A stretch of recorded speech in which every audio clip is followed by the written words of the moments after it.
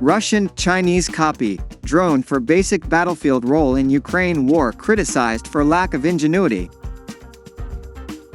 New Russian unmanned aerial vehicles, UAVs, which were soon introduced to take on smaller roles on the battlefield, have been heavily criticized for being Chinese copies and limited in homegrown components. A Russian defense commentator noted that Almaz Antey's Dobrynaya quadcopter contains many Chinese-made components and electronics.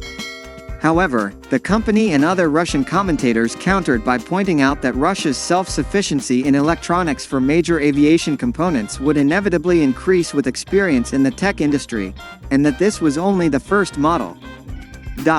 Russia leads in advanced military technology, but remains historically weak in electronic components such as computer circuits, processors, circuit boards and chips. A Russian copy of a Chinese drone? Almaz Antey, Russia's main missile maker, unveiled the Dobrynaya quadcopter in late November and reported plans to produce 1,000 drones by the end of the year. Both Russia and Ukraine rely heavily on commercial drones from Chinese companies for basic battlefield tasks such as surveillance, reconnaissance and, most importantly, artillery fire.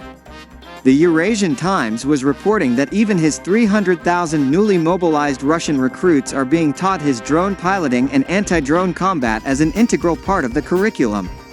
China's use of drones is so widespread that even official videos of the Ministry of Defense, MOD, recruit training show the use of DJI drones.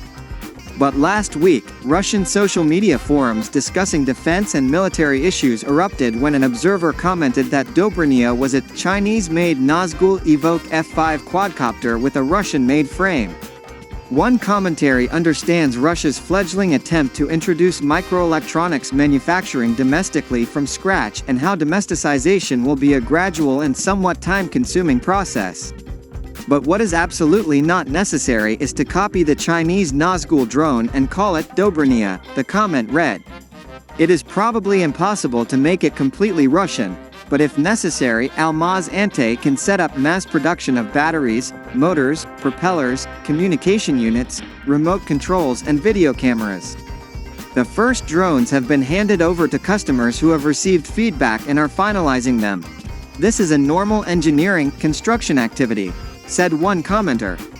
It allows us to design and get everything that can be made in Russia, including 3D printers, and buy the rest abroad.